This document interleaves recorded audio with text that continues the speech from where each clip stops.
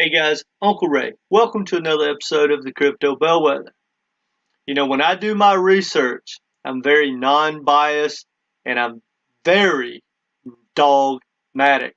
I ask the question and I go down the rabbit hole and I accumulate all the information no matter where it leads me.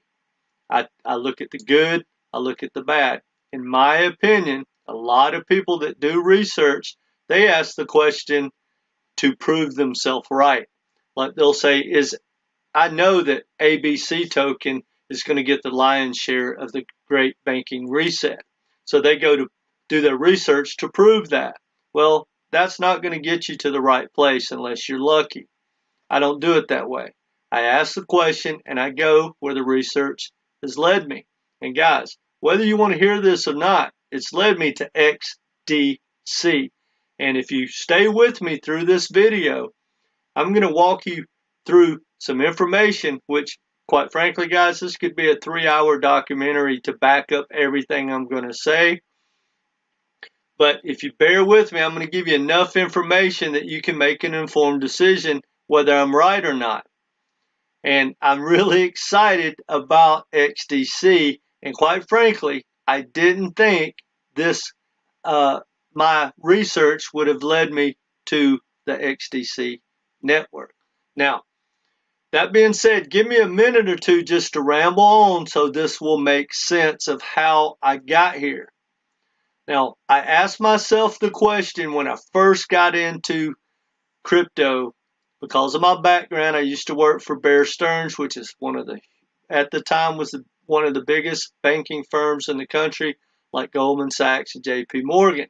So I said, where is the big money going? What's behind blockchain? And I realized nothing's changed. You got the government, mainly the US government. You got the central banks, the big banks, the brokerage houses like JP Morgan. You got like BlackRock. You got the World Economic Forum. And of course, you have the powerhouse of the people that like Vitalik with Ethereum, and the founder of Coinbase, the founder of Binance, but they have not raised themselves to the level, guys, of having that political clout yet. It's coming. And I truly believed at first that everything was going to be decentralized and it was the new, the new thing, and it would be very limited as far as the regulation, and that we'd be able to do what we want, but that's not true. So when I dug deep, and I mean deep, like 1,000 to 1,500 man hours, I started learning about the Enterprise Ethereum Alliance. I started learning about who owns MetaMask and Consensus and how they were knee-deep in Ethereum and all this crazy stuff. And as I kept digging and I kept digging, all roads led me, guys, to R3 Corda. They have their fingers in everything. I can connect R3 Corda to almost everything powerful in the world. The World Economic Forum. I can link them to Wall Street, BlackRock, the US government. You name it, I can link R3 to them.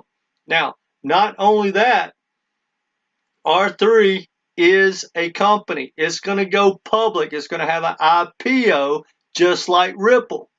It also is probably going to have its own token. They're already in the works. In my opinion, they're cloning everything Ripple did, and that's a whole, different story. But the way I see it is, if I could have picked one entity of all my research, my thousands of hours, I would say R3 is going to get the lion's share of everything during the banking reset. Now, just because it's not as powerful or has the money as like a BlackRock, they may outdo them, but I'm telling you, R3 is the glue behind everything for the most part that is in crypto. Now, they are a mover and shaker. Well, okay, maybe I can get into their pre-sale as far as their IPO, and maybe I can get into their token. But I was really disappointed of how powerful they were. So I started researching, what tokens are related, etc. And anyway, nothing really came of that, guys. And I just went on down the road, and months have passed. But now I just came across the Alliance block, which I did a video on. And I love that token. Well, as I was doing my research, I said, well, what competitors do they have, right? Because no matter how sexy the story is and how great a token sounds and the tokenomics and everything else, you need to know who the competition is. Well, DASL popped up.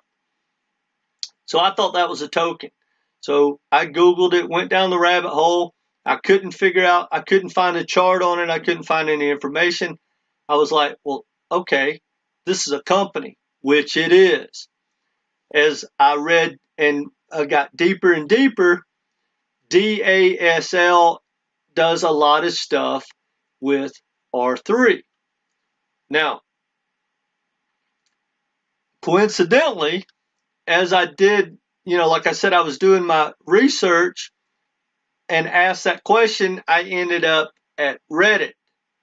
Now, here's what I got. It says R3 said they will be using XDC as their main token over XRP, and it also just happened to be when XDC was announced as a bridge currency for DASL bridge, which is supposed to connect DeFi and R3. Well, guys, I got excited because I've been trying to figure out how can I get a piece of what I personally believe, whether people agree or not, that R3 is one of the most powerful entities in blockchain, especially in the banking sector. Because not only are they knee-deep in DeFi and everything else, they are knee-deep in bringing corporate America and corporate America, Wall Street, and the banks together. I mean, guys, they have their fingers in every single pie. So therefore, that leads me to XDC. Now, when you go to DASL, guys, because I want to verify that stuff, and it gets better, bear with me. It gets better.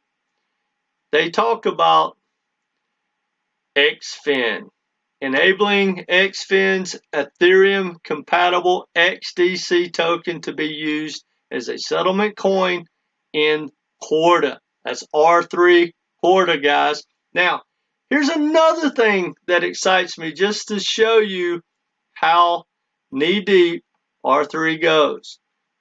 And DASL, guys, is a great corporation if they ever go public. But check this out. They have a white label product. Now, one of the many things that DASL does is kind of like Alliance Block. They are educating the banks on how to go into DeFi. They are combining, traditional banking finance with the future of finance. Well, they're going to do it under a white label. I don't know if you guys understand what that is, but basically it's having the same exact product that every bank's going to have, but putting your spin on it. So they'll be able to advertise, an XRP credit card or a Bitcoin credit card, or we do this yield farming or whatever they, are going to do. But it's going to be under a white label, and it's going to go through DASL, who is partnered with R3, who are all using the XDC token. Now, I don't know if all that makes sense, guys. I hope it was pretty clear, but I'm telling you, I'm excited about XDC. The road led me there. I didn't think it was. Now, also, did you pick up on Ethereum? Guys, a lot of people really hate on Ethereum, but I'm here to tell you, and I don't want to get off track, but I'm here to tell you, Ethereum is the one that Wall Street, the American government, and the banks have picked. The majority of everything, especially DeFi for the next, say, 3, 4, 5 years, no matter what, it's going to sit on top of Ethereum. Now, everyone else may get a piece of the pie, and a big piece of the pie, like what we're talking about with XDC, but don't overlook the power of the government and Wall Street and the banks to pick different projects, and they have picked Ethereum to get the bulk of everything. Aave, Ethereum, telling you, they're going to get way more of a share than people think. And I don't know how that's all going to pan out, but I'm telling you, take a look at Ethereum. Now, that being said, guys, if you just like to get information like this of where non-biased research gets you, I created a video of how XRP has been sabotaged, and I'll leave a link below. I encourage everyone to watch that video. It's a wealth of information, and I truly believe I nailed it. I think I'm right. I hope I'm not. But I learned many years ago that Wall Street, the government, and the banks pick winners and losers. And now they don't set everything, but they have chosen Ethereum to be the front runner. And they are going to back it, and they're going to push it, and Ethereum is going to win at least for the next 5 or 10 years. That's what the XRP SEC lawsuit is all about, among other things. Anyway, guys, that being said, that's all I got for you. If you haven't subscribed, please do so. We're trying to grow this community. We'd love you to be part of it. Hit that like button. Either way, if you don't want to subscribe, hit the like button. It helps us out a lot, helps us grow the channel, and we do appreciate it. And leave what you think in the comments section. Do you think I'm right? Who's going to get the lion's share when the great banking reset happens? I think that it may just be XDC.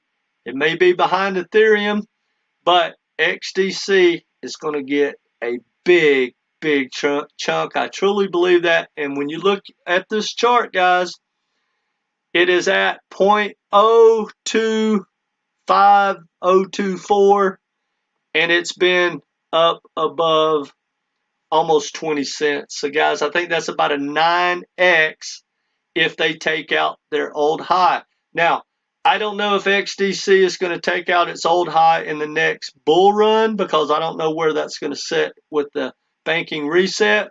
But this is not financial advice. Do your own research. I truly believe that once that banking reset happens, XDC is going to blow out their old high, and a 10x is going to be nothing. I truly believe that. I think everybody should take a hard look at XDC. It has real world utility. It's connected with R3, which I truly believe is one of the most powerful companies out there. They are the most connected of anyone that I've seen. So take a look at XDC. That's all I got for you guys. Take care. Come back. Be part of this community.